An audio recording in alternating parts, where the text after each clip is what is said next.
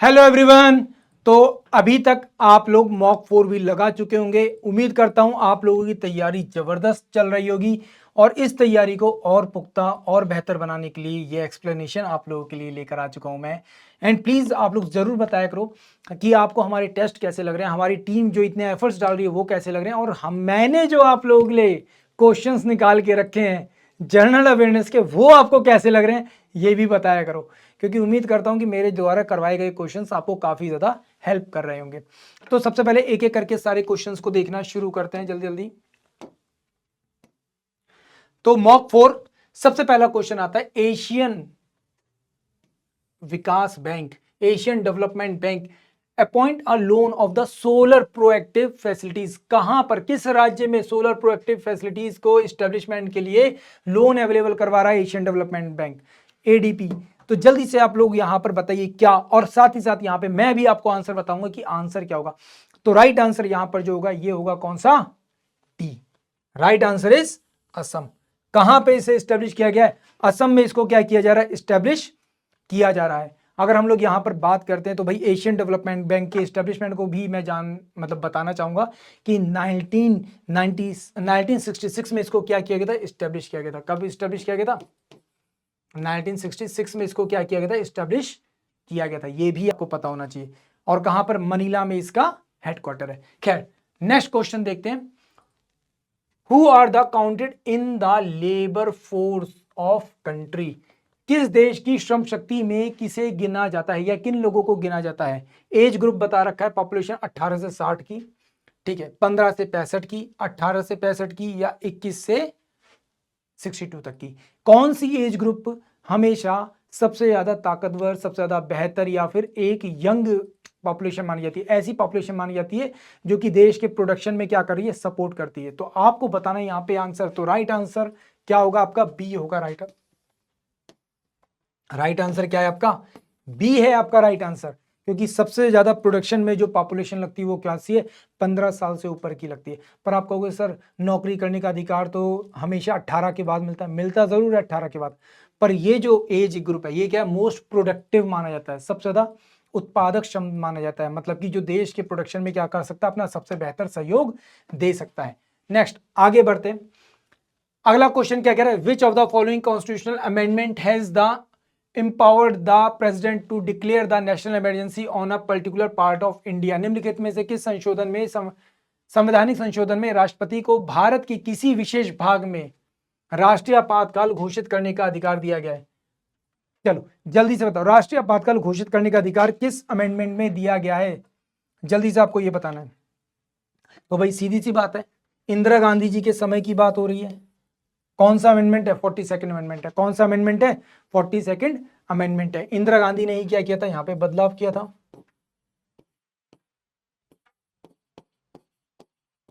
अगर आप लोग एसएससी 2024 का एग्जाम दोगे तो वहां पर भी आपको इस तरह के एग्जाम, मतलब 2024 वाला जो एग्जाम हुआ था वहां पर भी इस तरह के क्वेश्चंस आपको देखने को मिलते हैं। Fundamental duties, Indira Gandhi. तो इसीलिए हमने भी सोचा एक क्वेश्चन तो यार इंस्पायर्ड होना चाहिए, तो ये क्वेश्चन आप लोगों के लिए इसलिए हम लोगों ने यहाँ पे डाला था 1976। नेक्स्ट क्वेश्चन देखते हैं। 78 स्वतंत्रता दिवस, 78वां इंडिपेंडेंस डे जो था उसका विषय क्या था, विकसित Bharat, promote the Indian culture, nation first, always first, या नन ऑफ दीज। आपको बताना राइट आंसर क्या है यहाँ पर। तो जब हम लोग यहाँ पे राइट आंसर के बारे में बात करते हैं, राइट आंसर क्या था, विकसित भारत। नो डाउट आज के टाइम पर हम लोग पुरानी विचारधारा छोड़कर मेक इन इंडिया जैसी विचारधारा पर चल रहे हैं, भारत के विकास और विकसित भारत की बात कर रहे हैं, 5 ट्रिलियन इकोनॉमी की बात कर रहे हैं। तो इसका मतलब हमारा ऑब्जेक्टिव भी कैसा होना चाहिए, वैसा ही बड़ा होना चाहिए। तो हमारा ऑब्जेक्टिव या फिर हमारा जो विषय था, हमारी जो थीम थी वो क्या था, विकसित भारत था। इस तरह के क्वेश्चंस एग्जाम में बहुत ज्यादा बनते हैं, करंट से इन्फ्लुएंस्ड है। और नो डाउट अब दिसंबर आ रहा है एंड देन उसके बाद आपका जनवरी आ रहा है, तो नो डाउट सीधा सीधा सा हिसाब है कि भाई फिर से 26 जनवरी आने वाली है, फिर से वो सारी चीजें होने वाली हैं, फिर से एक थीम आने वाली है रिपब्लिक डे पर, है ना। तो ये थीम इंडिपेंडेंस डे की, रिपब्लिक डे की, ये बहुत ज्यादा पूछी जाती है, इसलिए आपको इनके बारे में पता होना चाहिए। फिर which of the following are the extremist leader, इनमें से एक्सट्रीमिस्ट लीडर कौन सा है, एक तरह से चरमपंथी, या फिर कई बार आप लोगों को लिखा मिलेगा यहाँ पे गरम दल के नेता। कौन से, गरम दल के नेता कौन कौन से? लाला लाजपत राय, बाल गंगाधर तिलक, विपिन चंद्र पाल। अब देखो ये क्वेश्चन तो आसान है, इसमें कुछ सोचने समझने जैसा नहीं है। राइट आंसर क्या होगा आपका? डी होगा। राइट आंसर क्या होगा? डी होगा। इसमें एक और व्यक्ति जुड़ जाते हैं जिनका नाम था अरविंदो घोष। क्या नाम था? अरविंदो घोष। नेक्स्ट क्वेश्चन देखते हैं। जुगांतर के संस्थापक कौन थे? जुगांतर के संस्थापक, who was the founder of Jugantar? Bhupendra Dutt, Abhinesh Bhattacharya, ठीक है, वीरेंद्र कुमार घोष, या all of the above? Jugantar के संस्थापक कौन थे? हाँ भाई जल्दी से बताओ यहाँ पे राइट आंसर क्या होगा? भाई उम्मीद करता हूँ कि कमेंट में एटलीस्ट मुझे हर बच्चे का कमेंट जरूर मिले, ताकि हम लोग भी देख सकें, हम लोगों को भी एहसास हो कि आप लोगों को सच में हमारे द्वारा दिए गए क्वेश्चन से हेल्प मिल रही है नहीं मिल रही। और मैं चाहूंगा कि हर बच्चा कमेंट करके क्या अपना आंसर जरूर बताया करे। खैर यहाँ पे जब हम लोग बात करते हैं तो इसकी जो स्टेब्लिशमेंट हुआ था, कब हुआ था? 1906 में हुआ था। कब हुआ था? 1906 में हुआ था। कब हुआ था? 1906 में हुआ था। और कहां पर हुआ था? कलकत्ता में हुआ था। And they all are the founders, ये सभी लोग क्या थे? इसके फाउंडर सदस्य माने जाते हैं। कहां पर? कलकत्ता में हुआ था। एक बंगाल रेवोल्यूशनरी संस्था की तरफ से ये देखने में मिलती है, बंगाल में क्योंकि स्थापित हुई थी। यहां पे पूछा गया रामसर कन्वेंशन जो वेटलैंड एरियाज हैं, ज्योग्राफिकल लोकेशन है, किस राज्य में? केवलादेव, लोकटक, ठीक है, अष्टमुंडी, या फिर चिलिका। अब देखो कुछ तो बड़ी पॉपुलर है जो कि आपको नाम से पता चल जाएंगी। सीधा सीधा अगर मैं बोलूंगा चिलिका, सबको पता है। राइट आंसर आप क्या लगाओगे? उड़ीसा लगाओगे। केवलादेव आप सीधा सीधा आंसर क्या लगाओगे? राजस्थान लगाओगे। लोकटक बहुत फेमस है, सीधे सीधे आंसर क्या लगाओगे? मणिपुर लगाओगे।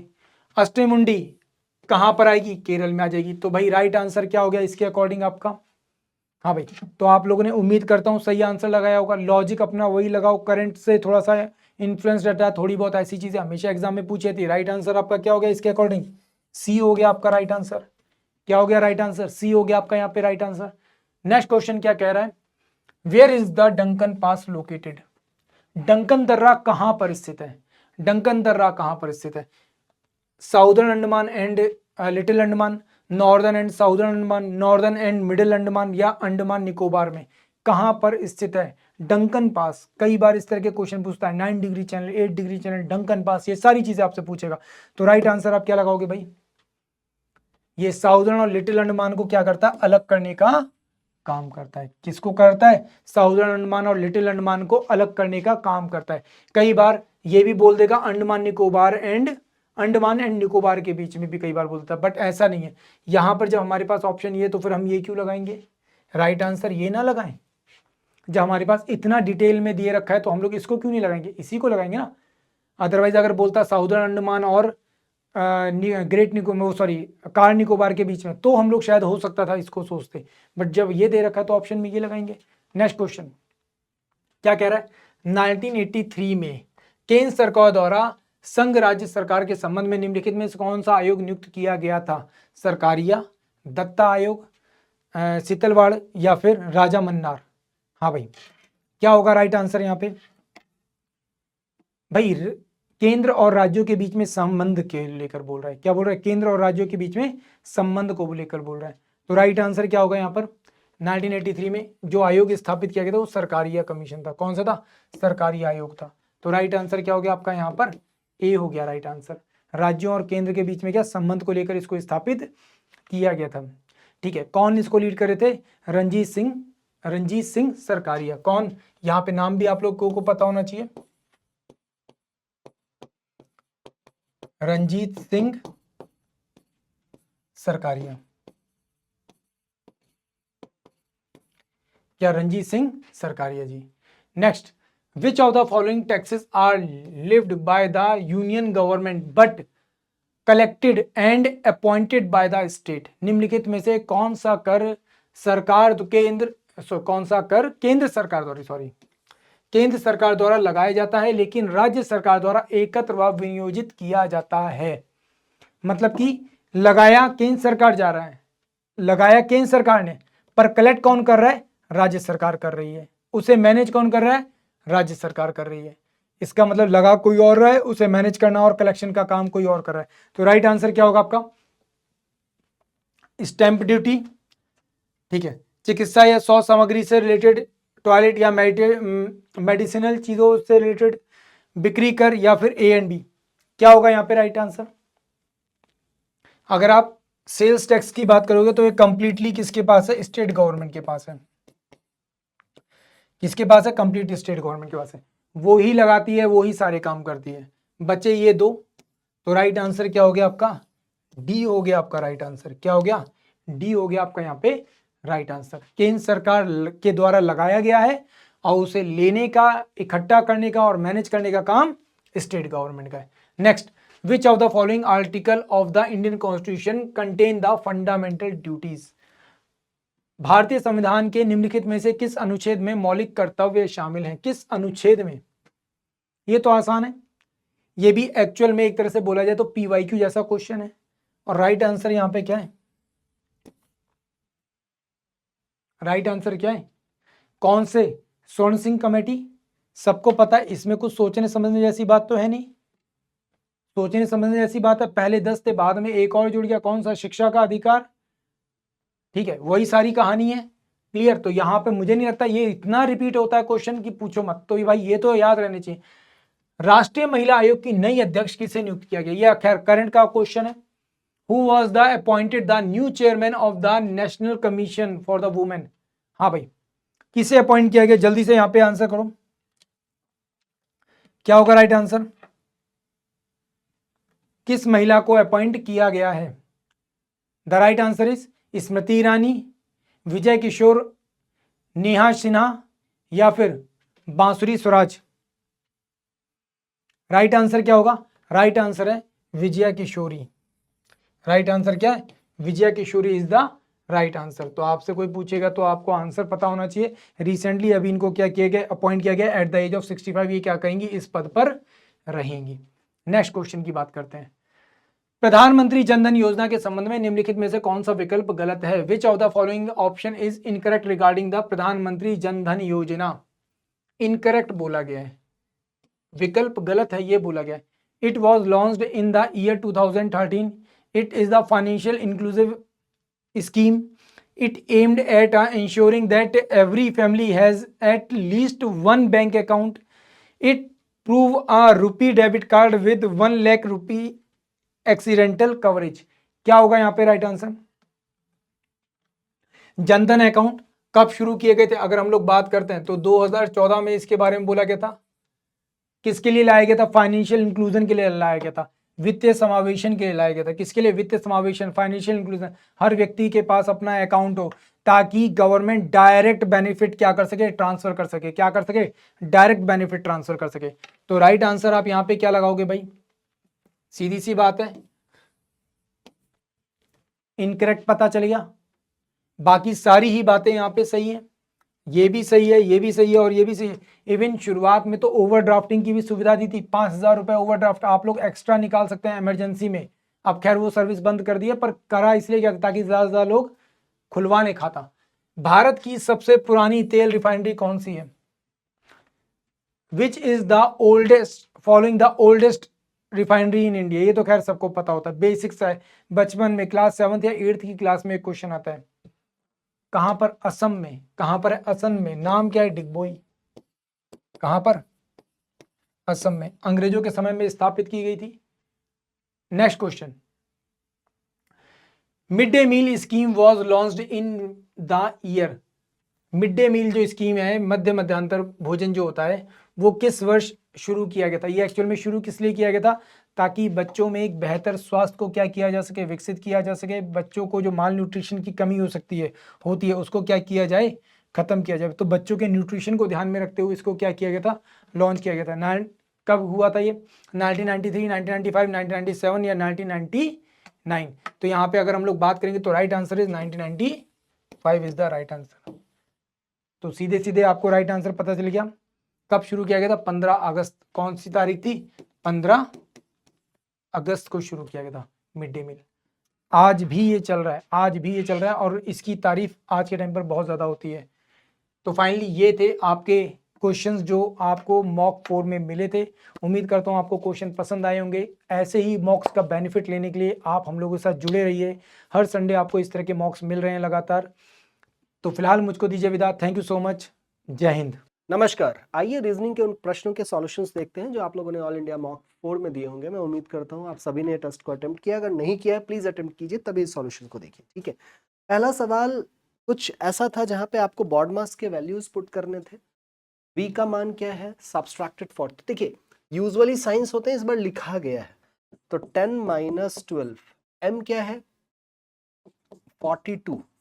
l denotes divided 6 and s is multiplication of 4। तो पहले आप डिवाइड करेंगे, +7 × 4 10 - 12 + 28 38 38 - 12 26। Okay, right answer will B A. P is Y's sister। P Y की बहन है। X is Z's mother। बाद में कर सकते हैं या फिर आप अलग कर सकते हैं कि X is Z mother। We can add it later on। P and Z are sisters। अब देखिए P and Z क्या है, sisters है। तो आप ऐसा कर सकते हैं कि P and Z जो है वो sisters है, तो X ऊपर आ जाएगा। A is Y's father। A जो है वो Y के पिता है, मतलब ये सारे भाई बहन, तो ये क्या पति पत्नी हो गए। How is Y related to X। Y related, अब देखिए Y का जेंडर ही नहीं पता है, तो बेटा भी हो सकता है और बेटी भी हो सकता है। ट्रायंगल्स निकालने हैं। यहां पे इस आकृति में 3 मिलेंगे, वैसे ही यहां 3 और इस स्ट्रक्चर में 3। ठीक है, 9 हो गए। ये एक 10 है, ये 11 है, ये 12 है, ये 13 है, और यहां पे इन सबके कॉम्बिनेशन से एक ही ट्रायंगल ये बन रहा है, ये वाला ट्रायंगल। तो 13 + 1 that gives us 40। In the following select the related. ठीक है, तो a को I लिखा, 8 जोड़ा, 1 को 9 8, ये 4 है 12 है 8, और ये 8 है 16 है 8। हर जगह हम 8 ऐड कर रहे हैं, तो ये 7 है 10 है 14 है, हमें क्या करना है 8 ऐड करना है। 7 और 8 15। ओ अगर इतने से एलिमिनेट हो जाता तो काम हो जाता। पहला दूसरा तो गया, सॉरी तीसरा और चौथा गया। 18 18 पे होता है R, O R जो भी हो B। If a mirror is placed on the side AB। ठीक है, हमने यहाँ पे मिरर रखा, इसका रिफ्लेक्शन, अब हम इस पॉइंट से एलिमिनेट करना शुरू करें कि ये ऐसा तो हो ही नहीं सकता, ये पहले आएगा। ठीक है, ऊपर वाला पार्ट A, ये हमारा 7 का क्यूब है और ये 10 है, रहने देते हैं। अब जब 7 का क्यूब और 10 का रिलेशन अगर हम ढूंढना शुरू करें तो हम इस जगह पे पहुंच सकते हैं कि 3 ऐड किया होगा, लेकिन यहाँ पे नहीं। दूसरा, इनको अगर हम जोड़ते हैं तो 10 और इसको अगर हम जोड़ते हैं तो 24। ठीक है, binocular, we use binocular to view. ठीक है, उसी प्रकार से हम सॉवल यूज करते हैं स्कूप करने के, उसी प्रकार से हम सॉवल को स्कूप करने के लिए। Rabbit's birthday is on Friday 30 June। On what day of the week is Summer's birthday in the same year if Summer's born on 15 नवंबर। 30 जून से लेकर के आपको 15 नवंबर तक का लीप ईयर निकालना है। ठीक है, तो 30 जून आपको पता है कितना है, फ्राइडे है। 15 नवंबर हमें पता करना है। तो अब देखो हमें ऑड डेज निकालने, पूरा खेल कैलेंडर का ऑड डेज पे। अब जून तो खत्म, जून 30 जून खत्म। जुलाई में ऑड डेज होते हैं 3, अगस्त में होते हैं 3, सितंबर में 2, अक्टूबर में 3, और नवंबर में हमें 15 तक जाना है तो 1। तो 3 6 8 12, 12 इज इक्वल टू 5। फ्राइडे में आप 5 जोड़िए, आपको मिलेगा Wednesday. Right answer. Akhilesh said my father is the brother of. Akhilesh ने क्या कहा, my father is brother of Richard sister. How is Richard relation to Akhilesh. Akhilesh ने कहा मेरे पिता रिचा की बहन के भाई है। ठीक है। तो अखिलेश कहता है, आप डायग्राम बना सकते हैं ऐसे के लिए। अखिलेश कहता है कि अखिलेश के पिता ऋचा की बहन के भाई हैं। अब ऋचा यहां होगी, ऋचा की बहन ये, और अखिलेश के पिता ये। तो how is Richa's relation to Akhilesh? अब देखिए, अब अखिलेश, ये अखिलेश के पिता ये हैं, अखिलेश के पिता ये हैं। अखिलेश ने कहा मेरे पिता ऋचा की बहन के भाई है।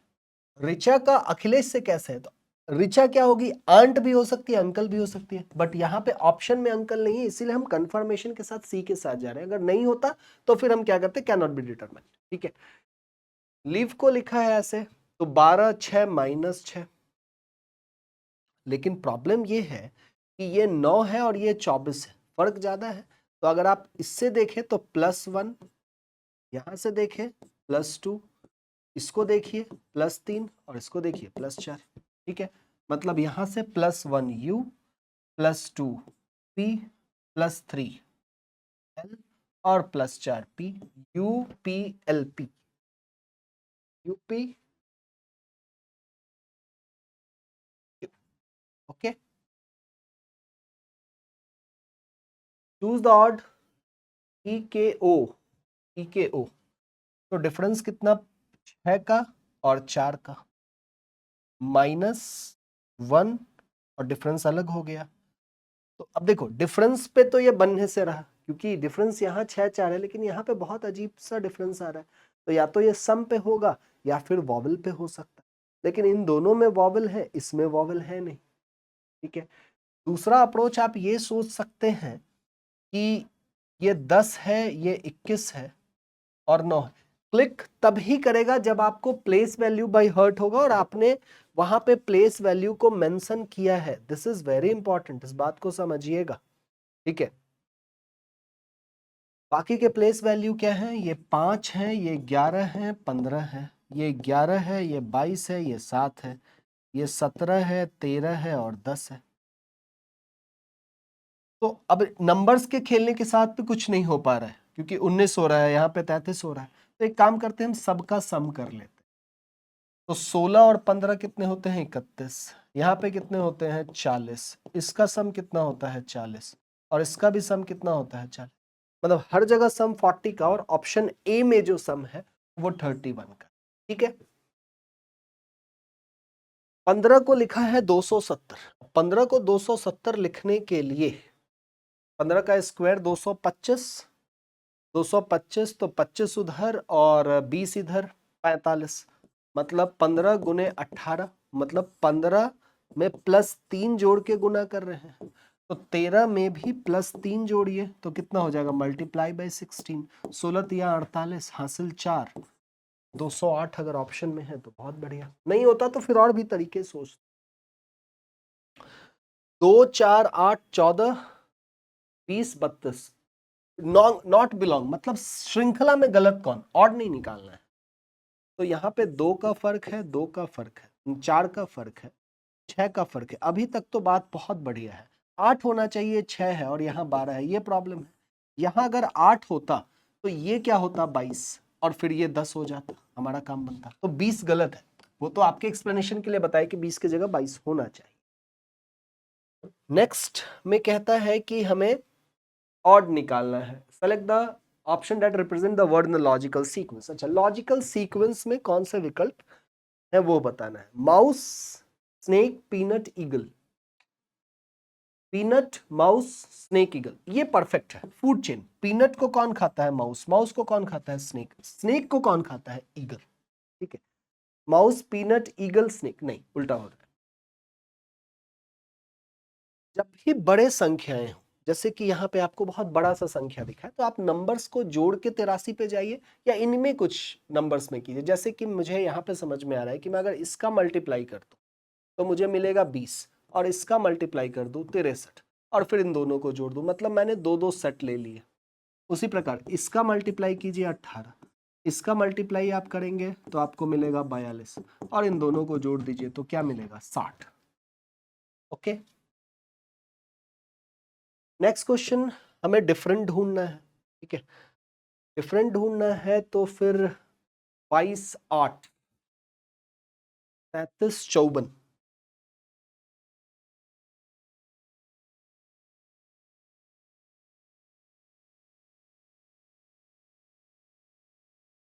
ऐसा सोचा जा सकता है, देखिए 2⁴ माइनस 2 स्क्वायर, 2⁴ 16, 3⁴ 81 माइनस 3 स्क्वायर से काम नहीं बनेगा। क्यूब अगर करेंगे तो यहां क्यूब करते हैं, 2⁴ माइनस 2�3, 81 माइनस 27, ये बिल्कुल 54 होता है। ठीक है, ये प्रॉब्लम 7⁴, 5⁴ माइनस 5�3, ये भी अप्लाई हो जाएगा, 500 मिलता है। ठीक है, सी इज रॉन्ग, सी रॉन्ग है। नेक्स्ट, घाना, क्यूबा, इजिप्ट, बर्लिन। अब Berlin is capital of Germany, capital city है, बाकी सारे कंट्री। ठीक है, in a class of 120 students 100 students appear in either golf or skating or both। तो दो चीज बनाइए। 120 स्टूडेंट्स में से 100 ऐसे थे जिन्होंने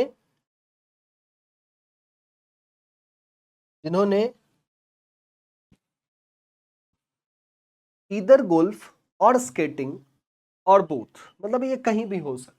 among them 60 student participated in golf, तो ये गोल्फ है, स्केटिंग है। 60 लोग जो है वो गोल्फ में थे। A total of 56 students participated in skating। How many students participated only in skating? ये हिस्सा निकालना है।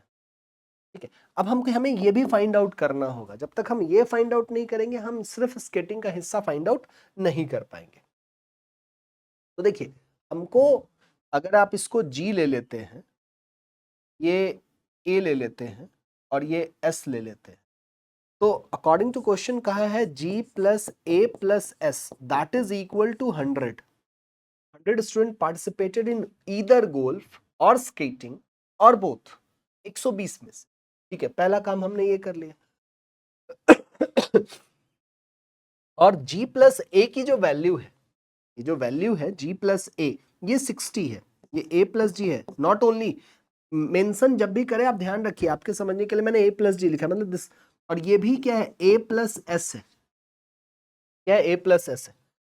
तो जब हमें सिर्फ ये हिस्सा चाहिए, तो जरा सोचिए, इस टोटल में से अगर मैं ये हिस्सा कम कर दूं, टोटल क्या है, अगर मैं सिर्फ ये हिस्सा कम कर दूं तो हमें डेफिनेटली क्या मिलेगा, ये वाला हिस्सा मिल जाएगा जो चाहिए। मतलब इसमें से आप 60 घटा लीजिए, 40 लोग जो होंगे वो सिर्फ और सिर्फ स्केटिंग में ही भाग ले रहे हों। ठीक है, क्योंकि ये GAS 100 है और G प्लस A 60 है, तो ऐसा में चाहिए था। Okay, Which two signs should be interchange? ऐसे में आपको ऑप्शंस ही देखना पड़ता है, there is no short trick. तो आपको एक एक करके विकल्पों को चेक करना होगा।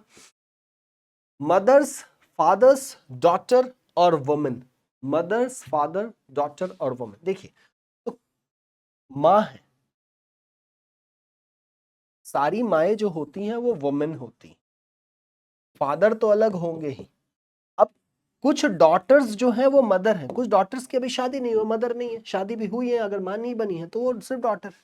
तो ये सबसे बेस्ट रिप्रेजेंटेशन है जो कि डी में आपको दिख रहा है। नेक्स्ट, 99, 82, 63 घट रहा है, तो अगर आप ऐसे चलते हैं तो ऐड करेंगे, ऐसे subtraction, that is your wish. तो मैं ऐड करना ज्यादा प्रेफर करता हूं। मैंने कहीं पढ़ा कि आप गलतियां कम करते हैं जोड़ने में, कम करने में आप गलतियां ज्यादा करते। ठीक है, तो 35 से 50 15 जोड़ा, यहाँ पे जोड़ा 13, और 63 से 82 मतलब 7 इधर और 12 इधर, कितने हो गए 19, और यहां से यहाँ कितना ऐड किया 8 और 9 कितने 17, 8 और 9 17। अब 17 19 मतलब ये डिफरेंस कितना है, ये डिफरेंस कितना है -2 +6 -2, एरो पे ध्यान दीजिएगा, ठीक है। तो यहाँ पे क्या होना चाहिए, -2 + 6 -2 मतलब यहाँ +6, मतलब आपको ये संख्या चाहिए जिसमें आप 6 जोड़े की 15 मिले तो 9, और देखिए प्लस प्लस प्लस प्लस तो यहाँ प्लस 44। अगर आपने ये लिया है तो निश्चित गलत है। क्यों? क्योंकि आपको क्या ढूंढना है, कौन सी संख्या में 9 जोड़े की 35 मिले, तो वो संख्या है 26। 26 में 9 जोड़िए 35, 35 में 15 जोड़िए 50, ठीक है। So the right answer is C. Odd one out ढूंढना है, आउल, क्रो, ऑस्ट्रिच और ईगल। ऑस्ट्रिच सबसे बड़ा, ठीक है, बिगेस्ट बर्ड क्या, 7, 46 और 340। 7 का स्क्वायर -3 और 7 का क्यूब -3। तो ये कौन से विकल्प में है, हमें ये फिगर आउट करना है। ये देखिए 15 का स्क्वायर 225 -3 और 15 का cube 3375 -3। Next question again odd one out. देखिए ऑड वन आउट पे इसलिए ज्यादा एम्फेसाइज कीजिए, अगर डायरेक्टली ऐसे क्वेश्चन नहीं आता है तो इससे रिलेटेड बहुत सारे क्वेश्चंस आपको देखने को मिले। -2, या फिर आप ऐसे चल सकते हैं +2 और यहाँ 18 -4, +2 -4, +2 -4, +2 -3। Right answer. Famous, renowned same word है, सिनोनिम से, ठीक है। मॉइस्टन, नमी, नमी, नमी, ड्रेंच, ठीक है। So this was the discussion. I hope you enjoyed, you understood. Simple. That is all. Take care. Stay blessed. Over and out. नमस्कार, आप सभी का इंजीनियर्स वाला के ऑफिशियल यूट्यूब चैनल पर स्वागत है। मेरा नाम कुशल आनंद है और मैं उम्मीद करता हूं आप सभी ने ऑल इंडिया मॉक टेस्ट 4 दिया होगा। सवाल अच्छे थे और इस त्योहार को ध्यान में रखते हुए पेपर को थोड़ा सा इजी रखा गया था मैथ्स के पॉइंट ऑफ व्यू से। तो आइए उनके सॉल्यूशंस को देखते हैं। आई एक्सपेक्ट कि आपने इनको अटेम्प्ट कर रखा है पहले, ठीक है। अगर नहीं किया है तो प्लीज अटेम्प्ट कीजिए और फिर सॉल्यूशन देखिए तो बेहतर रहेगा, ठीक है। तो आइए, मैथ्स का पहला सवाल कुछ ऐसा था, द रेशियो ऑफ 3 नंबर्स 6, 5, 9 था। 20% ऑफ फर्स्ट इज 30, मतलब इस 6 का 20%, ठीक है। तो 6 का 20% कितना है, तो सबसे आसान सा तरीका क्या है कि पहले आप 10% निकालिए। जब भी कुछ लोग अगर कंफ्यूज हैं इसमें ना, जब भी आपको 20 निकालना हो, कुछ भी निकालना हो, कितना भी परसेंट निकालना हो, तो 10% निकालना सबसे आसान हो जाता है। तो 6 का 10% कितना हो जाएगा, 0.6। अब उसका हमें 20% निकालना है, मतलब क्या करना है, दुगना करना है। मतलब 1.2 का वैल्यू, 1.2 का वैल्यू कितना दे रखा है, अकॉर्डिंग टू क्वेश्चन 30 दे रखा है। Then what would be 50% of difference of third and second number। अब थर्ड और सेकंड नंबर ये क्या है, 5 और 9, इसका डिफरेंस क्या है, 4, और 4 का 50% मतलब क्या है, 2। तो आपसे पूछा है 2 का वैल्यू कितना है। कितना सिंपल सा क्वेश्चन है। तो जब 1.2 का वैल्यू कितना है, 30, तो 1 का वैल्यू क्या हो जाएगा, 30/1.2, और हमको चाहिए 2 का वैल्यू, मतलब 30/बटा 1.2, और इसमें 2 से गुणा कर दें, ठीक है। तो अगर हम इसको सॉल्व करना शुरू करें तो ये एक 0 ऊपर भेज देते हैं, 6 बार में, 5 बार में 50। Right answer C. Easy question, ठीक है। 2 student A and B appeared in the class test. B scored 40% of the sum of total of their marks, which is 7 less than the marks of A. How many marks did B score? तो ऐसे questions को ना option से भी करें तो जल्दी किया जा सकता है। बाकी आपने जो भी अप्रोच लिया होगा मैं उसको सराहता हूं, ओके।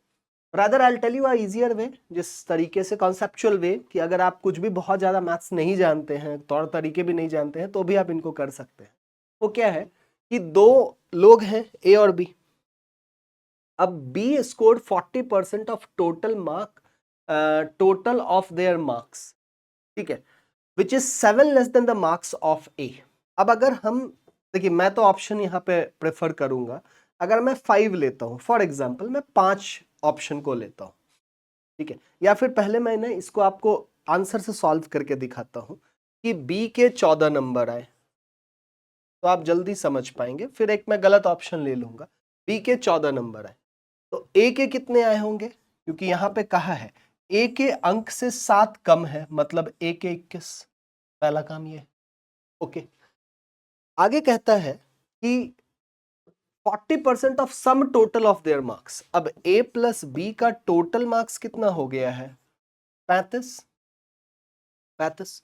और इसका अगर हम 40% देखें, 40% ऑफ 35 अगर हम देखते हैं तो ये हमें कितना दे रहा है, 2 5, देखिए 14 पे आ गए हम, 14 पे आ गए। आप कोई और विकल्प लीजिए, फॉर एग्जाम्पल आपने बी का 5 ले लिया तो ए के कितने हैं उससे 7 ज्यादा 12, ए प्लस बी का टोटल कितना हो जाएगा 17। अब इसका 40%, प्रॉब्लम आना शुरू हो गया। सो इट इज बेटर कि आप ऐसे विकल्पों को ऑप्शन से करें, ऐसे सवालों को, तो जल्दी हो जाता है। Initial value of a car is 20,000.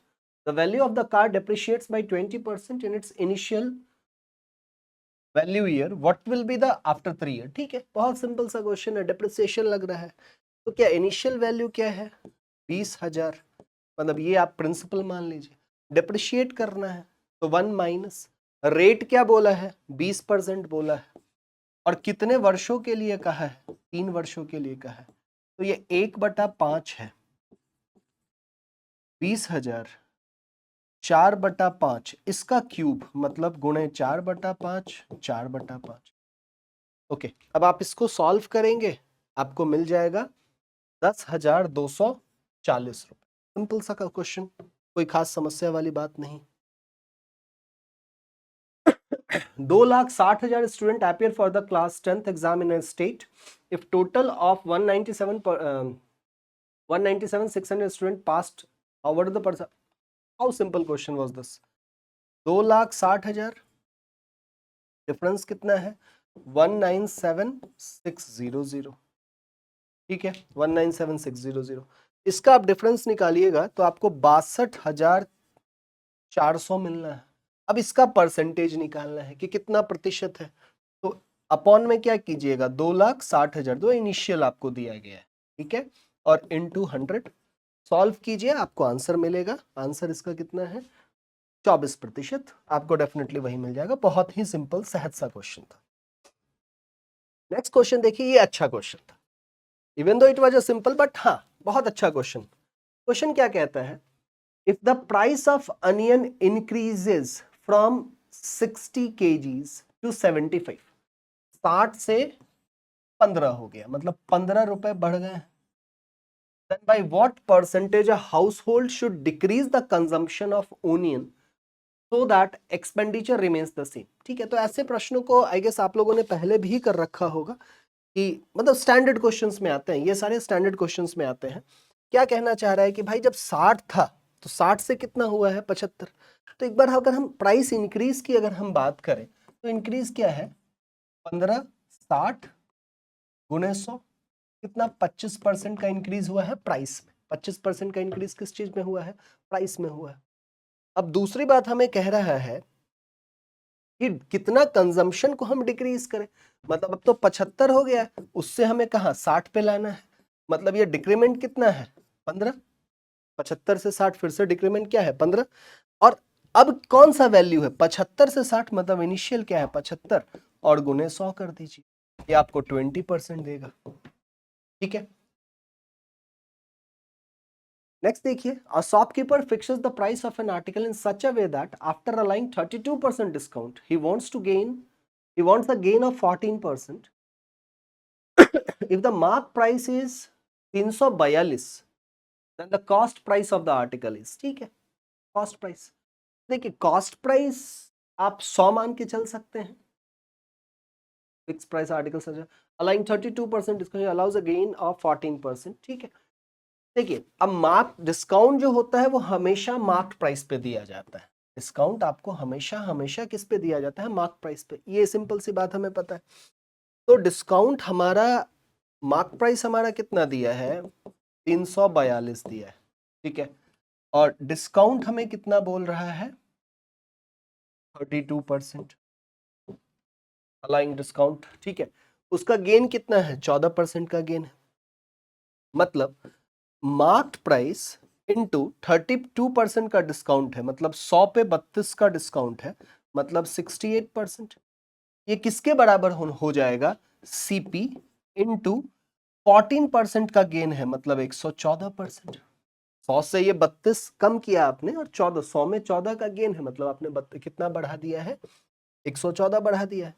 तो यहां से आपको MP marked price upon CP का एक 114 अपॉन 68, इसको भी आप काट सकते हैं, परसेंटेज तो जाने दीजिए। ये वैल्यू आपको कितना देगा? 57 अपॉन 30, 57 अपॉन 34, ठीक है। यहां तक हम पहुंच गए। अब हमें क्या निकालना है? सीपी निकालना है। तो बस वैल्यू को समझते चले जाइए, काम हो जाएगा। मतलब क्या कि ये एमपी कितना है? 342 दे रखा है, कि आप यहां से सीपी नहीं निकाल सकते? निकल जाएगा, ओके। तो इसका आंसर आपको 204 मिलेगा। जब आप इसको सॉल्व करेंगे आपको answer 204। b plus C is equal to X, C plus A B Y है, A plus B C Z है, तो 1/9 इसका वैल्यू निकाल, ठीक है।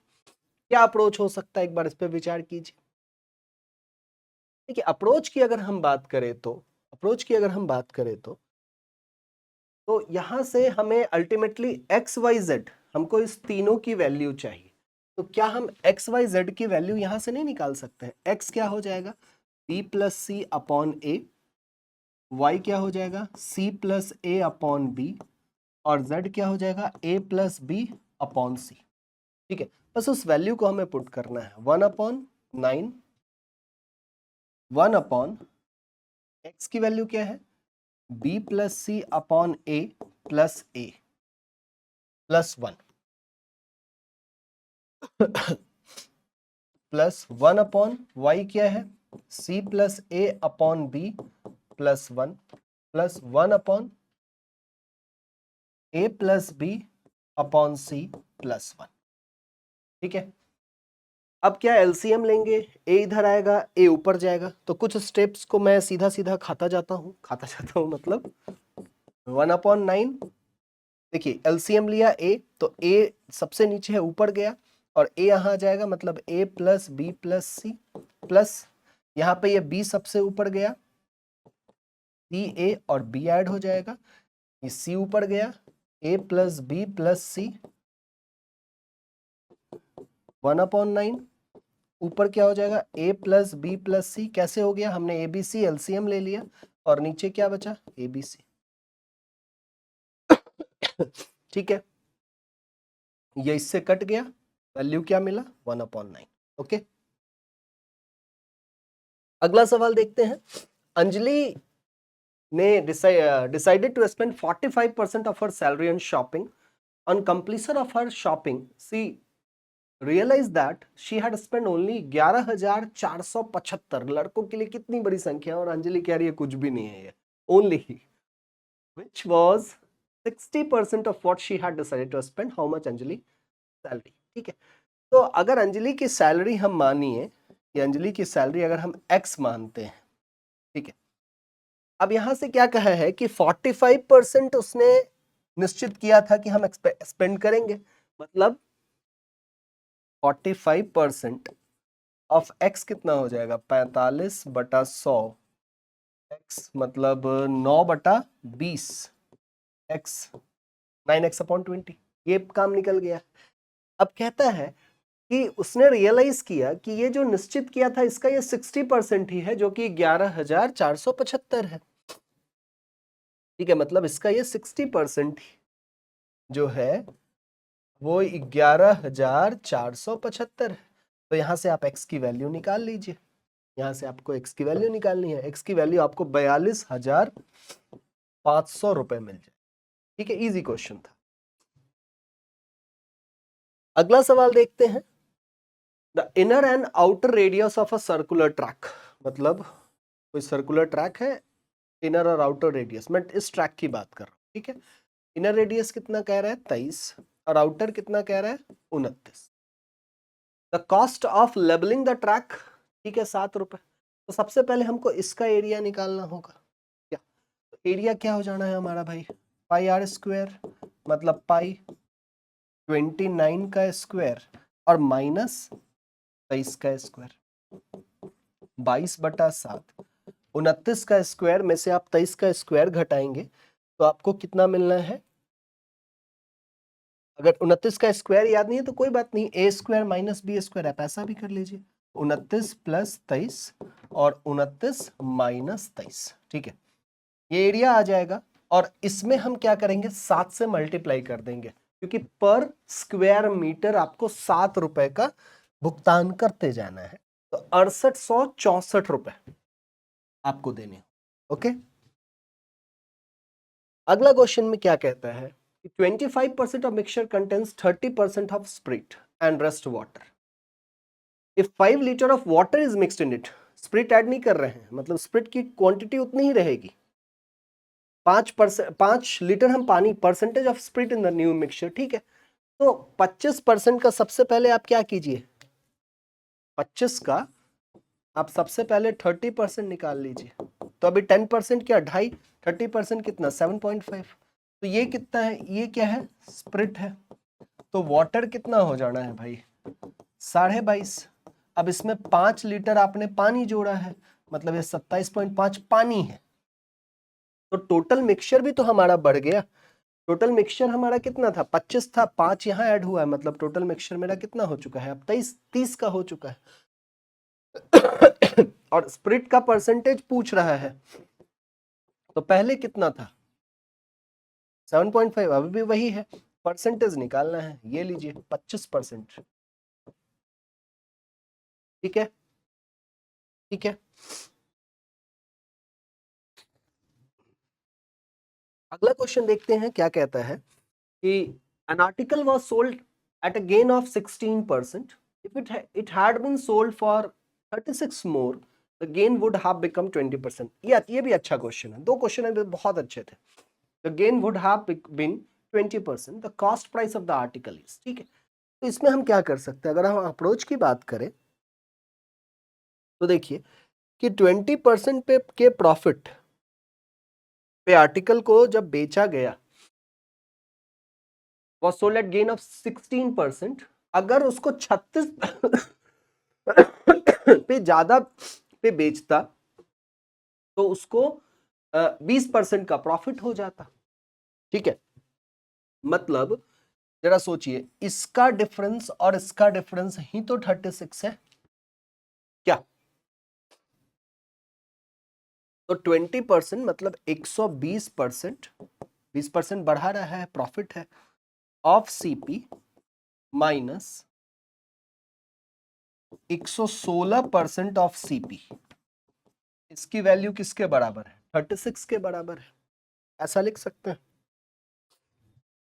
तो ये 4% सीपी का जो है वो 36 के बराबर है, 1% सीपी का किसके बराबर हो जाएगा 9 के बराबर हो जाएगा। और आपको निकालना क्या था भाई, कॉस्ट प्राइस निकालना था। तो हमने तो 120 लिया है, मतलब सीपी को हमने क्या किया होगा 100% माना है। तो आप सीपी को आप सीधा सीधा क्या कह देंगे, 1% जब 9 है तो 100% कितना हो जाएगा 900 हो जाएगा। अगला सवाल देखिए, the rate of simple interest on a sum of money is 5 PA per annum for the first 4 year, 8 PA for next 3 year, 10 per annum for next 7 year. If the simple interest है मतलब simple होगा, occurred by the sum over a period for 10 year of 10 year is 1850, then for it is, अच्छा ठीक है, principal निकालना है। तो principal 5% 4 साल के लिए, पहला काम तो ये। दूसरा काम क्या कह रहा है 8% 3 साल के लिए, 8 ही है ना, 8 है 3 साल के लिए। और फिर कितना है 10% कितने साल के लिए है 7 साल के लिए।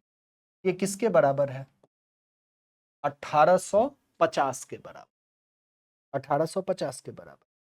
तो अब यहां से जब हम इसको सॉल्व करते हैं तो ये हमें कितना मिलेगा, 74, 74% इज इक्वल टू 1850, 1850। तो क्या हम यहां से प्रिंसिपल नहीं निकाल पाएंगे, इसको इधर भेज दीजिए।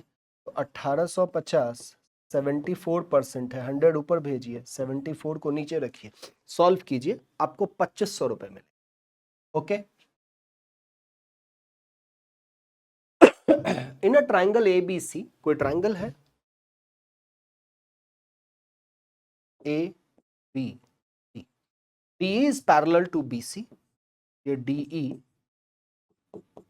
is parallel to BC, AD is A, DB is A plus 4, AE is 2A plus 3,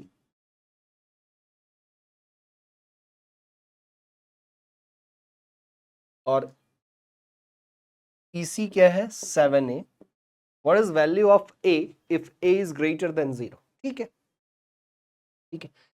तो देखिए, इतनी सी बात हम कह सकते हैं ना कि एक थेल्स थ्योरम हमने पढ़ा था कि ये ट्रायंगल और ये ट्रायंगल कॉन्ग्रुएंट होंगे। हमारा ADE, जो ट्रायंगल ADE है, ये कॉन्ग्रुएंट होगा ABC के।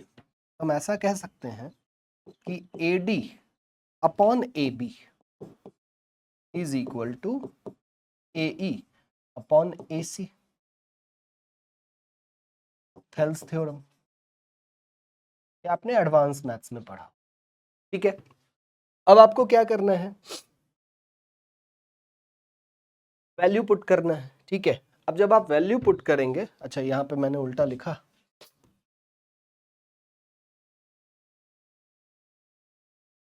DB, अब ये पार्ट इनका रेशियो, ये पार्ट का रेशियो सेम होता है, इसी। तो जस्ट पुट द वैल्यू, ये A है, ये कितना है, A प्लस 4 है, ये 2A प्लस 3 है, और ये क्या है, 7A है, 7A है। तो यहां से हम A की वैल्यू निकाल लेंगे, ठीक है। क्वाड्रेटिक इक्वेशन बन जाए, लीनियर इक्वेशन बनेगा 7A स्क्वायर, और इधर ये जा रहा है तो ये हो जाएगा भाई 2A square plus 8 plus 3A plus 12, 5A square minus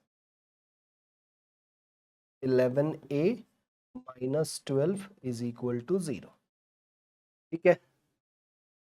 5A square minus 12 है। अब यहां से हमें क्या है, A और B की वैल्यू निकालनी है,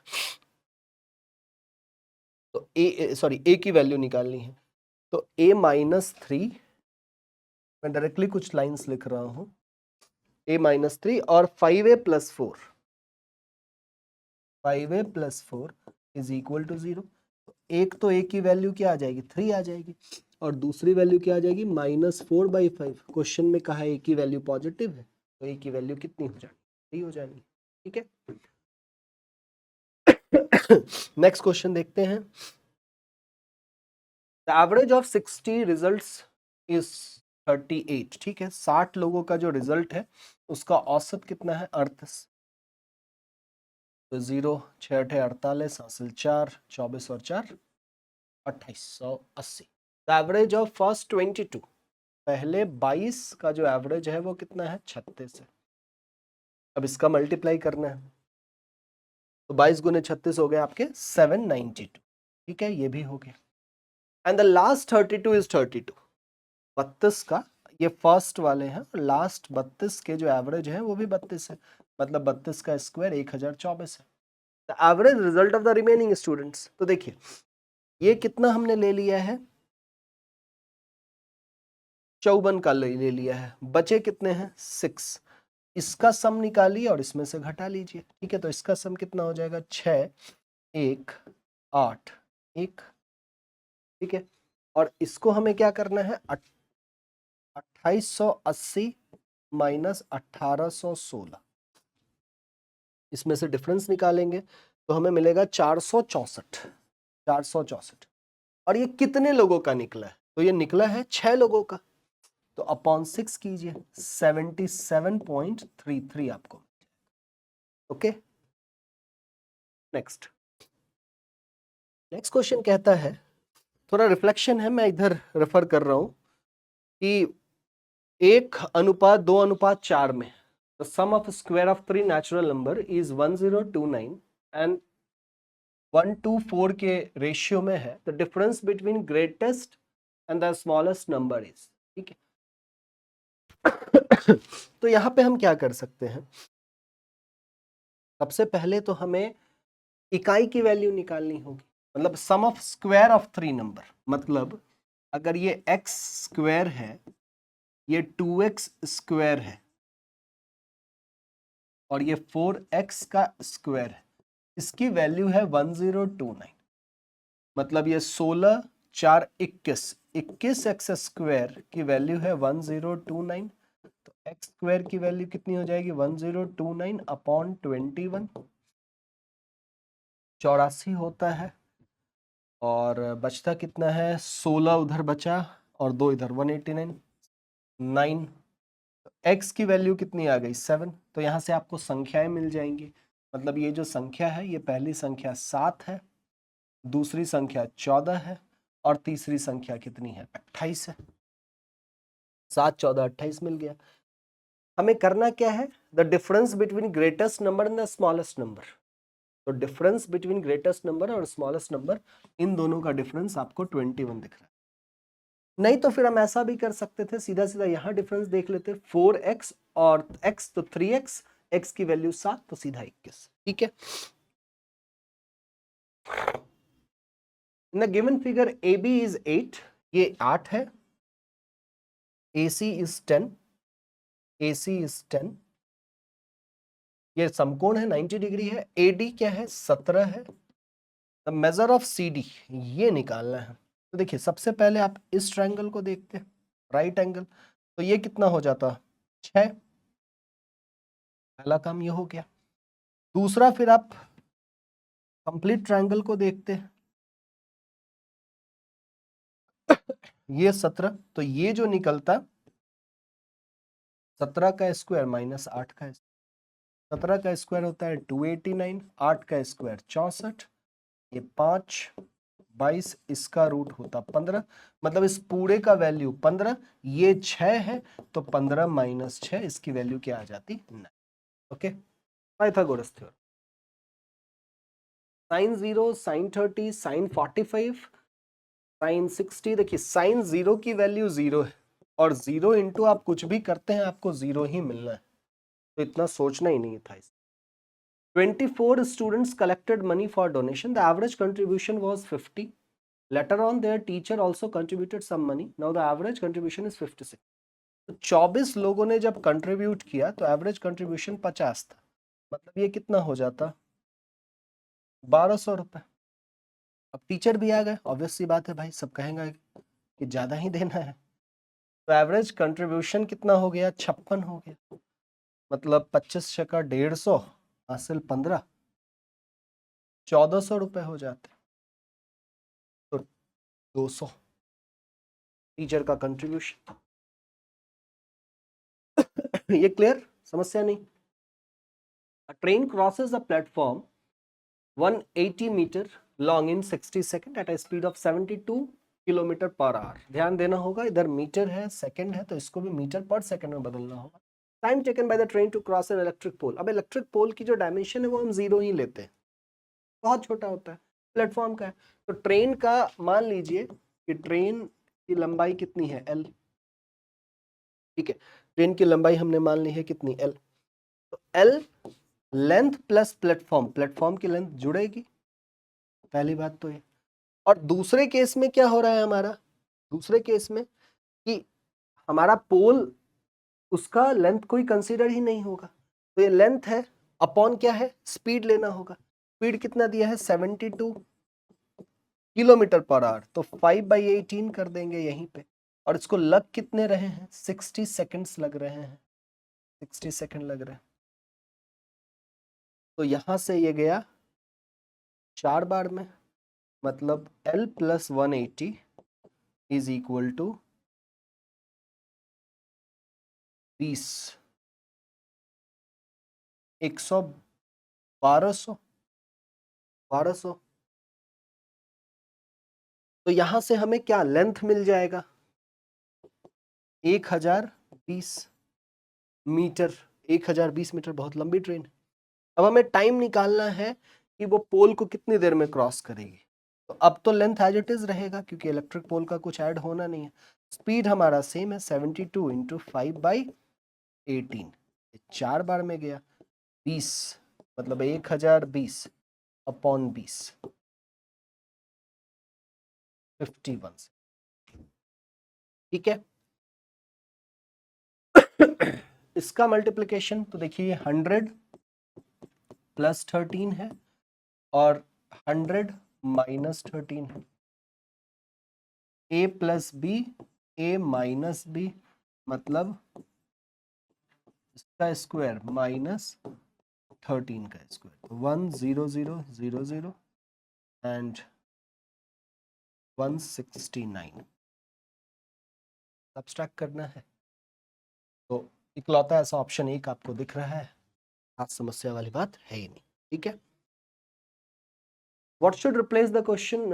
Star mark divisibility by 4। 4 की डिविजिबिलिटी क्या है कि लास्ट 2 डिजिट 4 से विभाजित होने चाहिए, मतलब स्टार और 4 से डिवाइड होने चाहिए। तो ऑप्शन देखिए, और यहाँ कहा है लार्जेस्ट नंबर, तो 8 भी ले लेंगे तो डिवाइड होगा, 0 भी ले लेंगे डिवाइड होगा, लेकिन लार्जेस्ट नहीं है। 9 से 94 नहीं होगा। 24 लार्जेस्ट पूछा है तो स्टार मार्क के जगह पे क्या आना है? 8 ही आना। टू सर्कल ऑफ रेडियाई 8 और 6 touch each other externally, the length of the direct common tangent. ठीक है। तो कोई दो सर्कल हैं एक्सटर्नली करते हैं, तो आपको डायरेक्ट कॉमन टेंजेंट इसकी लंबाई निकालनी है। सिंपल। तो जस्ट फॉर्मूला पे बेस्ड है ये। ठीक है कि R1 प्लस R2।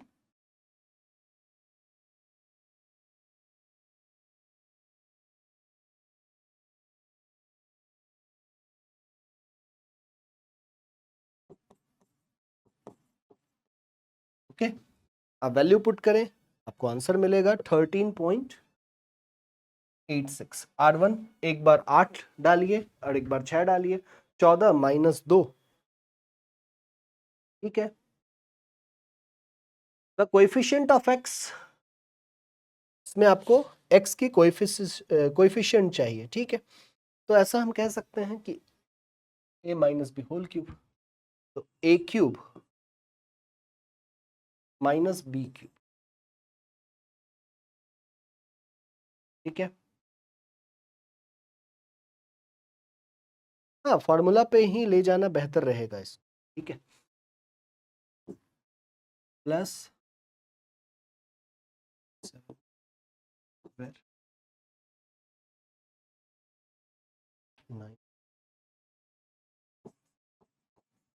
ओके।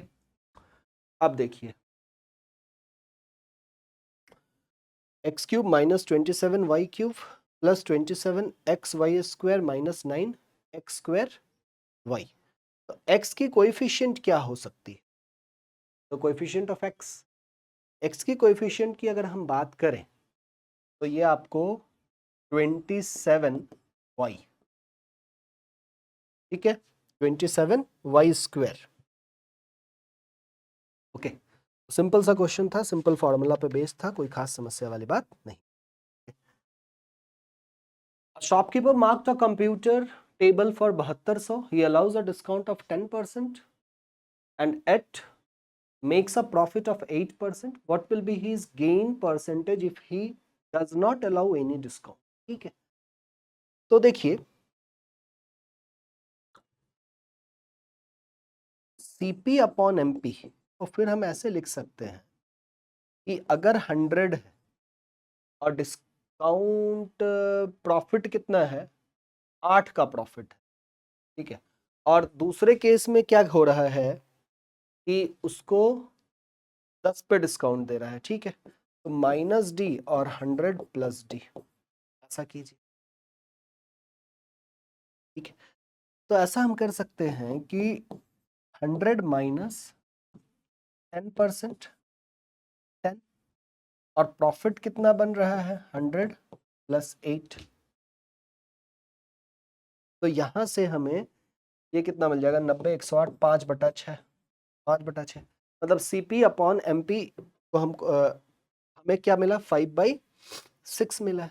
तो यहाँ से हम सीपी निकाल सकते हैं क्योंकि हमको एमपी पता है। यहाँ से हम सीपी अपॉन एमपी क्या है, मार्केट प्राइस क्या है 7200 5/6। यहाँ से हम बहुत आसानी से सीपी निकाल लेंगे। ये 1200 सीपी कितना हो गया 6000 हो। अब कहता है कि अगर वो कोई डिस्काउंट देता ही नहीं, अब डिस्काउंट नहीं देता मतलब मार्क्ड प्राइस पे ही बेचता, मार्क्ड प्राइस ही हमारा सेलिंग प्राइस हो जाता, तो वो कितना है 6000 है, सॉरी 7200 है, और सीपी कितना है 6000 है, तो प्रॉफिट मेरा कितना हो जाता 1200। और इसका कह रहा है कि आप प्रतिशत बताइए, प्रतिशत बताइए। तो चीज कितने की 6000 की, 5 बार में 20%। Okay, 6 typists can type a given data in 16 days। 6 लोग 16 दिन में डाटा को टाइप करते हैं। How many days will 4 typists? तो दिन निकालने के लिए 4 टाइपिस्ट को कितना समय लग जाएगा, तो डे इज इक्वल टू 24। 4 बार में गया 24 दिन।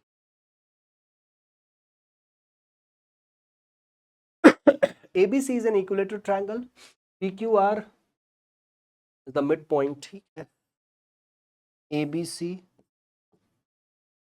equilateral triangle है, and PQR are the midpoint of AB, BC. If the length of side of the triangle is 8, ABC का लेंथ कितना है 8 दिया है, तो सब बराबर होंगे, इक्विलैटरल है। आपको एरिया निकालना है, तो area of all the triangles will be equal. ये जो 4 ट्रायंगल हैं इन चारों के एरिया क्या होंगे, इक्वल ही होंगे। तो आप सिंपल ऐसा कर सकते थे कि 1/4 मुझे इसका एरिया चाहिए, सीधा 1/4 कर दिया इंटू √3/4, जो हमारा इक्विलैटरल ट्रायंगल का जो फॉर्मूला होता है, ठीक है। और साइड कितना है 8, 8 का स्क्वायर, इसको आपको सॉल्व करना है, 4√3 आपको मिल जाएगा। ओके, नेक्स्ट देखिए 3/11, x/3 7/11, x की मान क्या है, ऑप्शन से बेहतर होगा। 3/11 है, x/3 है और 7/11 है। बेस को सेम करते हैं, तो ऐसा कर सकते हैं कि इधर आपको 11 और 11 और इधर 3 और 3 और इधर भी 3 और 3, तो 9/33 11x/33 21/33, मतलब जो वैल्यू होनी चाहिए वो 9 और 21 के बीच में होनी चाहिए।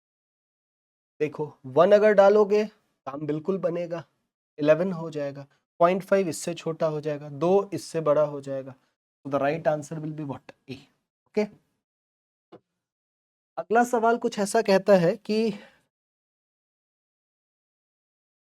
4 1 minus x square A, 1 plus x square A, a minus B whole square, ऐसा सोचना शुरू कर देते हैं। 4 a square minus B square, ऐसे लिखते हैं 2 sec a plus 1 plus sec square a plus 2 sec a upon में 1 sec स्क्वायर a। इससे ये गया, ये 2 बार दिख रहे हैं आपको, मतलब 4 2 इंटू 1 प्लस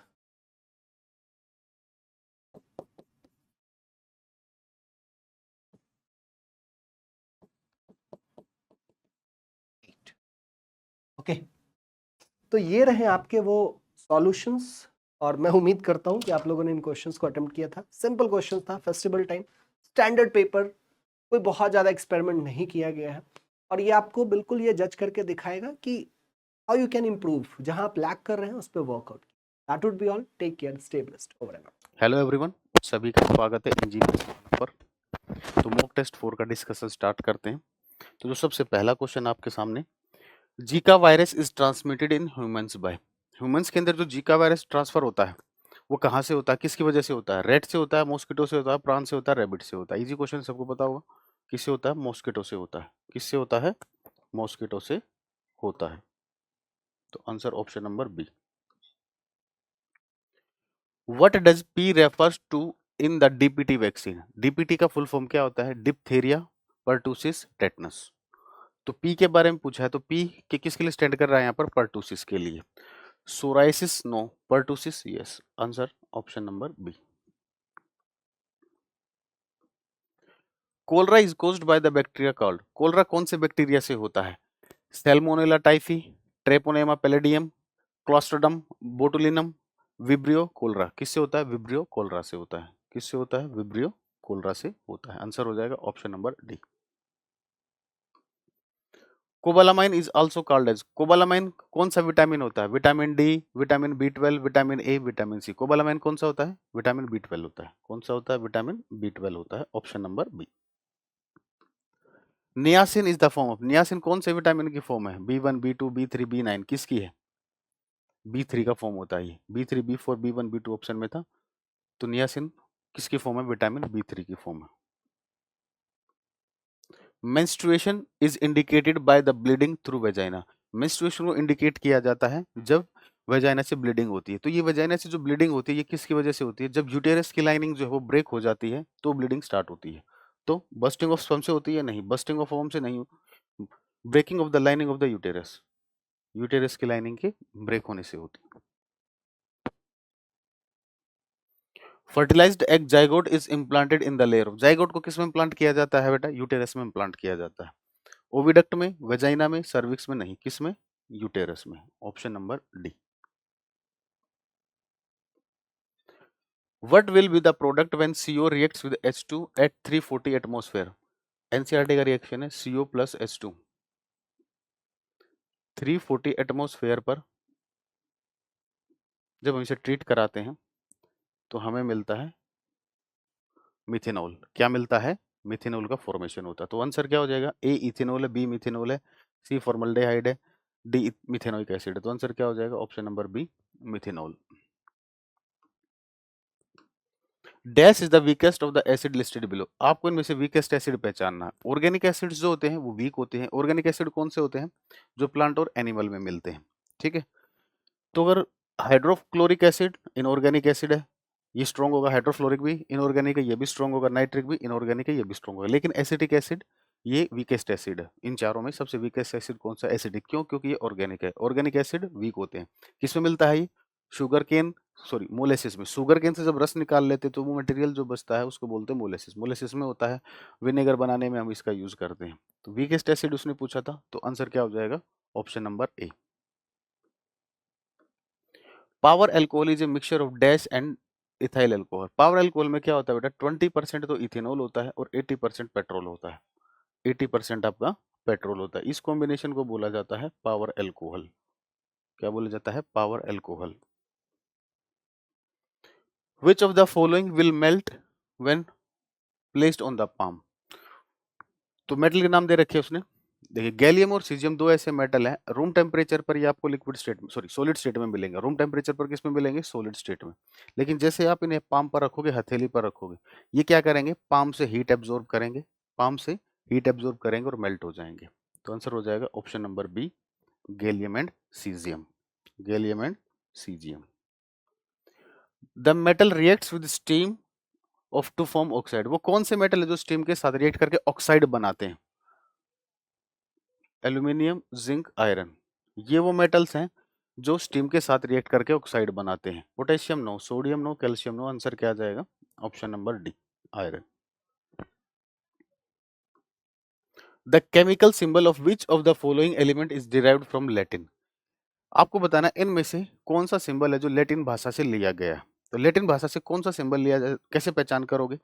देखो, जिस भी एलिमेंट का आप सिंबल लिखते हो, अगर वो सिंबल उसके नाम में आपको दिख रहा है तो जनरली वो लैटिन भाषा से नहीं लिया जाता। ठीक है, जैसे अगर हम बात करें, एल्यूमिनियम का सिंबल AL होता है, ये इसके नाम में आ रहा है, बिल्कुल आ रहा है। क्लोरीन Cl होता है, ये इसके नाम में आ रहा है, आ रहा है। कार्बन का C होता है, इसके नाम में आ रहा है, बिल्कुल आ रहा है। आयरन का सिंबल होता है Fe, ये इससे आप देखिए Fe क्या इसके नाम में नहीं है, तो ये लैटिन भाषा से लिया गया है, ठीक है ना। What products are formed when ferrous sulfate crystals are heated in a test tube? Ferrous sulphate crystals जो होते हैं, अगर इन्हें आप टेस्ट ट्यूब में हीट करोगे तो आपको क्या मिलता है? आयरन ऑक्साइड मिलता है, सल्फर डाइऑक्साइड मिलती है और सल्फर ट्राइऑक्साइड मिलती है। काफी इंपॉर्टेंट रिएक्शन है क्योंकि इसमें दोनों गैसें में मिलती है, सल्फर डाइऑक्साइड भी, सल्फर ट्राइऑक्साइड भी। पहला ऑप्शन फेरिक ऑक्साइड बिल्कुल सही है, लेकिन सल्फर डाइऑक्साइड ये भी सही है। वाटर नहीं मिलता, गलत। फेरिक ऑक्साइड सल्फर डाइऑक्साइड नहीं, ferric oxide water, sulphur dioxide and sulphur trioxide नहीं। फेरिक ऑक्साइड मिलता है, इसमें बेटा ये मिस प्रिंट है कहीं, इसको हटा दीजिए, ठीक है ना। फेरिक ऑक्साइड मिलेगा, सल्फर डाइऑक्साइड मिलेगा, सल्फर ट्राइऑक्साइड मिलेगा, वाटर मिलेगा। तो हाँ, अगर उसने क्रिस्टल बोला है तो आप ऐसे बोल सकते हो, ये काटने की जरूरत नहीं है। क्रिस्टल बोलोगे ना तो क्रिस्टल में क्या हो जाता है, ये FeSO4.7H2 होता है। क्रिस्टल्स उसने बोला है तो ये क्रिस्टल्स ये होंगे, तो साथ में आपको क्या मिल जाएगा, वाटर मिल जाएगा। तो आंसर क्या हो जाएगा, ऑप्शन नंबर सी, ठीक है ना। क्योंकि क्रिस्टल्स में क्या होता है, वाटर ऑफ क्रिस्टलाइजेशन आपके प्रेजेंट होते हैं। ये ग्रीन कलर का होता है, हीट करोगे ये मिलेगा, और इसके हीट करने से आपको ये सब मिल रहा है। Which of the following elements is not present in the stainless steel? Stainless steel में क्या क्या होता है बेटा, आयरन होता है, कार्बन होता है, क्रोमियम होता है, निकेल होता है और मैग्नीज होता है।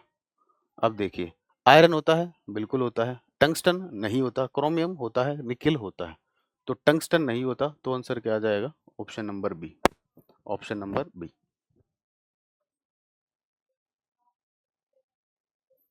Which of the following mixtures is used to purify gold? Gold को प्यूरिफाई करने के लिए हम किसका यूज करते हैं, लिक्विड अमोनिया का, नेस्लर रिएजेंट का, एक्वारिजिया का, एरोसोल का। सबको बताओ किसका यूज करते हैं, एक्वारिजिया। एक्वारिजिया बनाया इसलिए गया बेसिकली, ठीक है ना। सोने पर जो कालापन होता है उसको हटाने के लिए किसका यूज करते हैं हम, एक्वारिजिया का यूज करते हैं। गोल्ड सिर्फ और सिर्फ एक्वारिजिया में सोल्यूबल है। Which of the following metals are found in free state? Free state का मतलब जो किसी के साथ जुड़ा ना हो। जैसे अगर हम बात करें, आयरन है, नेचर में आयरन इस तरीके से मिलता है। यहाँ पर आयरन क्या है, ये ऑक्सीजन के साथ जुड़ा हुआ है। क्यों जुड़ा है, क्योंकि ये अनस्टेबल था, स्टेबिलिटी गेन करने के लिए इसके साथ जुड़ा। तो फ्री स्टेट में कौन मिलेगा, जो स्टेबल होगा। और स्टेबल मेटल कौन से होते हैं, गोल्ड और प्लेटिनम, गोल्ड और प्लेटिनम। सोडियम स्टेबल होता है, नहीं। गोल्ड और प्लेटिनम स्टेबल मेटल्स होते हैं। अब ये स्टेबल होंगे तो ये किसी के साथ नहीं जुड़ेंगे, नहीं जुड़ेंगे तो किस फॉर्म में मिलेंगे, फ्री स्टेट में मिलेंगे। An electrical device that works on the principle of joules law of heating. Joules law of heating क्या है आपका, H=I²RT। करंट पास करने से किसी से आर रेजिस्टेंस का कोई सर्किट है, उसमें टी टाइम में अगर आप आई करंट पास करते हो तो उसमें हीट कितना जनरेट होता है, एच। तो हीटिंग इफेक्ट इसी को बोलते हैं हम जूल्स लॉ ऑफ हीटिंग। तो इस पर बेस्ड क्या, इमर्सन रोड, पानी गर्म करते हो रोड का यूज करके। रोड जब आप पानी में लगाते हो, आपने स्विच ऑन किया, स्विच ऑन करने से इलेक्ट्रिक करंट फ्लो करेगा। स्विच ऑन करने से क्या होगा, इलेक्ट्रिक करंट फ्लो करेगा। उस इलेक्ट्रिक करंट के फ्लो होने से क्या होगा, हीट प्रोड्यूस होगी, ठीक है ना, जिससे पानी गर्म होगा। तो आंसर क्या आएगा, option number A. Two resistors each of 20 ohm are connected in parallel. The combination in turn is connected in series to a third resistor of 20 ohm. देखो ये कह रहा है, तीन रजिस्टर हैं, दो 20 ओम के हैं, पैरेलल में लगे हैं, और इनके साथ एक सीरीज में लगा है 20 ओम का ही। और ये सारा सर्किट जो है ये बैटरी के साथ लगा है, जिसका वैल्यू कितना है, 3 वोल्ट है। और वो आपसे पूछ रहा है power supplied by the battery. ये बैटरी जो है कितना पावर सप्लाई करेगी, वोल्टेज हमें पता है, हमें करंट निकालना कि यहाँ से कितना करंट जाएगा। तो करंट के लिए हमें क्या करना पड़ेगा, पहले रेजिस्टेंस निकालना पड़ेगा। ये दोनों पैरेलल में है, तो मैं आपको एक सिंपल सा तरीका बताता हूँ। अगर कभी पैरेलल में इक्वल रेजिस्टेंस लगे हैं, ठीक है, दोनों की वैल्यू सेम है, कितनी है, 20 है, कितनी है, 20 है। कितने हैं, 2 हैं, 2 है तो 2 से डिवाइड कर देते। ऐसा ऐसा एक और होता तो 3 से करते, एक और होता तो 4 से करते, ठीक है। तो इन दोनों का कॉम्बिनेशन सीरीज में आ जाएगा, ये अरेंजमेंट आ जाएगा। तो ये 20/2 कितना हो जाएगा, 10 हो जाएगा। ये 10 ओम हो गया, ये 20 हो गया। सीरीज में कितना आ जाएगा, आर इक्विवेलेंट इसका 30 आ जाएगा, ठीक है। तो करंट की वैल्यू निकालनी है, करंट क्या होगा, V by R equivalent. V कितना है, 3 वोल्ट है, आर इक्विवेलेंट कितना है, 30 आया, यानी कि करंट की वैल्यू आ गई 1/3। बस यहाँ पर रख दीजिए, वोल्टेज है 3 वोल्ट, करंट है 1/10, सॉरी 1/10, 1/10, तो कितना आ जाएगा ये 0.3 वोल्ट, कितना आ जाएगा 0.3 वोल्ट। तो आंसर क्या आ जाएगा, ऑप्शन नंबर डी। ठीक है,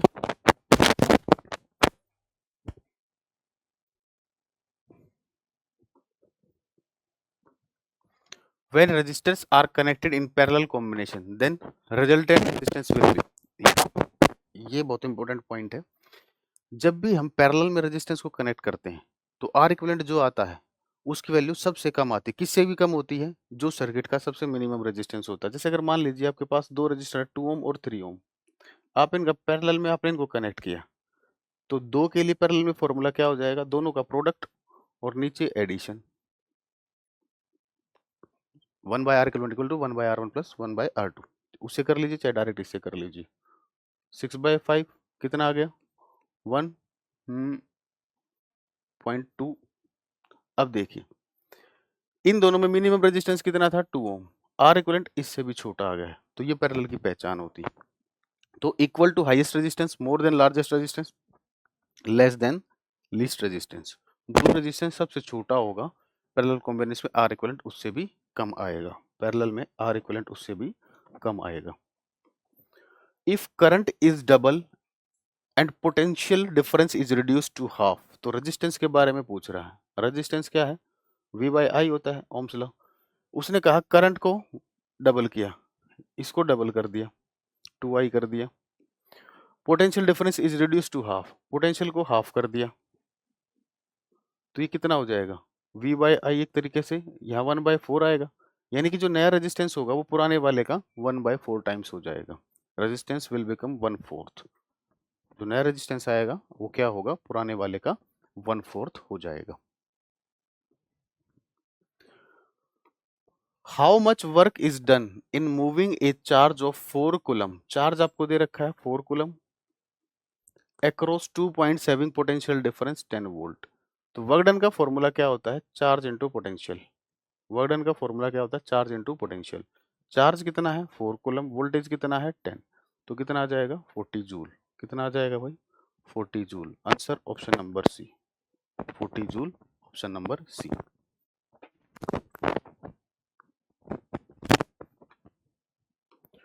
rainbow is found by dash drop of water. Rainbow बनाने में सबसे पहले प्रोसेस कौन सा होता है बेटा, डिस्पर्शन होता है। रेनबो बनाने में सबसे पहले क्या होता है, डिस्पर्शन होता है, विक्षेपण होता है, डिस्पर्शन होता है, विक्षेपण होता है। उसके बाद क्या होता है, TIR होता है, टोटल इंटरनल रिफ्लेक्शन होता है, पूर्ण आंतरिक परावर्तन होता है, और फिर रिफ्रैक्शन होता है। ये 3 स्टेप लगते हैं रेनबो बनने में। अब ऑप्शन की तरफ देखिए, ऑप्शन में उसने रिफ्लेक्शन और रिफ्रैक्शन के बारे में बात कर रखी है। तो डिस्पर्शन में क्या है, क्या मतलब होता है डिस्पर्शन का, व्हाइट लाइट जब 7 कलर्स में ब्रेक होती है तो पाथ भी तो चेंज होता है, तो यानी कि इसको आप रिफ्रैक्शन बोल सकते हो। अब टोटल इंटरनल रिफ्लेक्शन उसने दिया नहीं, लेकिन इसके नाम में भी दे रखा है रिफ्लेक्शन है, और रिफ्रैक्शन तो आया ही हुआ है, तो यानी कि जो रेनबो बनता है वो रिफ्लेक्शन और रिफ्रैक्शन से बनता है, reflection and refraction of light से बनता है, refraction and reflection of light से आपका रेनबो फॉर्मेशन होता है। Which of the 7 colors of white light is least disturbed after the reflection of a light? Prism glass। अगर आप देखो प्रिज्म है, प्रिज्म पर लाइट गिरती है, व्हाइट लाइट गिरी प्रिज्म पर, ठीक है, तो ये 7 कलर्स में ब्रेक होती है, तो टॉप पर कौन सा आता है,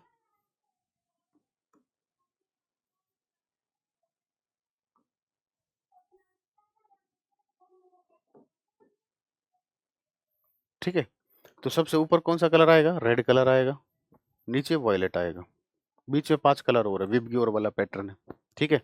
तो आप देखिए सबसे ज्यादा उसने क्या पूछा आपसे, लीस्ट डिस्टर्ब्ड, तो ये तो इतना ही डिस्टर्ब हुआ है और ये इतना डिस्टर्ब हुआ है, तो लीस्ट कौन सा डिस्टर्ब हुआ है, रेड कलर। लीस्ट डेविएशन किस में आता है, रेड कलर में आता है, तो आंसर क्या होगा आपका option number C. Which of the following colors of white light has the highest wavelength? हमारे पास ये पैटर्न है विबग्योर, अगर आपको पता हो इसका, तो ये इंक्रीजिंग ऑर्डर ऑफ वेवलेंथ होता है। क्या होता है ये? Increasing order of wavelength, increasing order of wavelength. ठीक है, तो आपसे क्या पूछा है? हाईएस्ट वेवलेंथ पूछिए, तो हाईएस्ट वेवलेंथ कौन से कलर की है बेटा? रेड कलर की है, तो आंसर क्या आ जाएगा? Option number C. क्या आंसर आ जाएगा? Option number C. Ram has a corrective lens of power -6.5 dioptre. The focal length, focal length क्या होती है? 1/, पावर हो जाएगी, power is equal to 1/, focal length होती है। ठीक है, तो लेंस की पावर नेगेटिव है, तो नेगेटिव पावर कौन से लेंस की होती है? कॉनकेव लेंस की होती है, तो फोकल लेंथ भी नेगेटिव आएगा इसका। तो सोल्व कीजिए, 6.5 माइनस 10/65। ठीक है, अब देखो आंसर, ये फोकल लेंथ आएगी मीटर में, आपको आंसर दे रखे सेंटीमीटर में, तो ये किस में है? ये आपका मीटर में आएगा, अरे सॉरी, यहाँ पर जो आंसर आएगा मीटर में आएगा, मीटर को सेंटीमीटर में कन्वर्ट करोगे, ठीक है, तो ये कितना हो जाएगा? इसको कैंसिल आउट कीजिए, यानी कि 200/13 नेगेटिव में रहेगा, -1, अब यहीं से देख लीजिए, 1 तो सभी में आया हुआ है, 5 15 कहाँ आ रहा है, किसमें? 2 में आ रहा है। अच्छा, 2 में 15 आ रहा है, लेकिन एक में पॉजिटिव आ रहा है, एक में नेगेटिव आ रहा है, तो आंसर क्या होगा हमारा? नेगेटिव, क्योंकि फोकल लेंथ नेगेटिव है। ये कौन सा लेंस है? कॉनकेव लेंस है, इसकी पावर नेगेटिव है, इसकी फोकल लेंथ भी क्या होती है? नेगेटिव होती है, तो आंसर आ जाएगा option number D. The line joining the two foci of a lens, दो लेंस के दो फोकस हैं, इनको ज्वाइन करने के लिए जो लाइन होती है उसको बोलते हैं प्रिंसिपल एक्सिस। कौन सी होती है? Principal axis. इसका भी फोकस ये है, इसका भी फोकस ये है, ठीक है, तो इनको ज्वाइन करने के लिए कौन सा है वो आपसे इसका ये पूछ रहा है बेसिकली। इसका सॉरी फोकस, ये तो ऑप्टिकल सेंटर होता है, इसका फोकस यहाँ होगा, इसका फोकस यहाँ होगा। इन दो फोकस को, ये फोकस और ये फोकस, इन दो फोकस को किसने ज्वाइन किया है? प्रिंसिपल एक्सिस ने। ये लाइन क्या कहलाएगी? आपकी principal axis. If one sees some marbles that are immersed in water, he or she will observe them as enlarged. This is because water acts as, वो कह रहा है कि एक पानी में कंचे डूबे हुए हैं, ठीक है, तो कोई लड़का या लड़की जब उसे देखता है तो वो क्या दिखाई देते हैं? बड़े दिखाई देते हैं। कैसे दिखाई देते हैं? बड़े दिखाई देते हैं या उभरे हुए दिखाई देते हैं। यदि कोई पानी में डूबे कुछ कंचों को देखता है तो वह उन्हें बड़ा हुआ देखेगा। ऐसा इसलिए क्योंकि पानी के रूप में क्या करेगा? तो अब देखो, सबसे पहले वाटर आपको क्लियर होना चाहिए, लेंस की तरह काम करेगा, लेंस की तरह काम करेगा, मिरर की तरह काम करेगा। वाटर जो है वो लेंस की तरह काम करेगा, क्योंकि मिरर के आप क्रॉस नहीं देख सकते, लेंस के आप क्रॉस देख सकते हो, ठीक है ना, लेंस ट्रांसपेरेंट होता है, तो वाटर के क्रॉस देख सकते हो, तो ये प्रूव हो गया कि वाटर आपका लेंस है। अब उसमें ऑब्जेक्ट कैसा दिखाई दे रहा है? बड़ा। बड़ा इमेज कौन सा लेंस बनाता है? बड़ी इमेज कौन सा लेंस बनाता है? कॉनकेव तो हमेशा छोटी इमेज बनाएगा, कॉनकेव लेंस। बड़ी इमेज कौन बनाता है? Convex lens. तो आंसर क्या हो जाएगा इसका? Convex lens. तो पानी जो है वो किसकी तरह काम करेगा? कॉन्वेक्स लेंस की तरह काम करेगा, ठीक है। The pitch of sound depends on, pitch किस पर डिपेंड करता है? फ्रीक्वेंसी पर डिपेंड करता है। पिच किस पर डिपेंड करता है? फ्रीक्वेंसी पर डिपेंड करता है, ठीक है, पिच आपका फ्रीक्वेंसी पर डिपेंड करता है।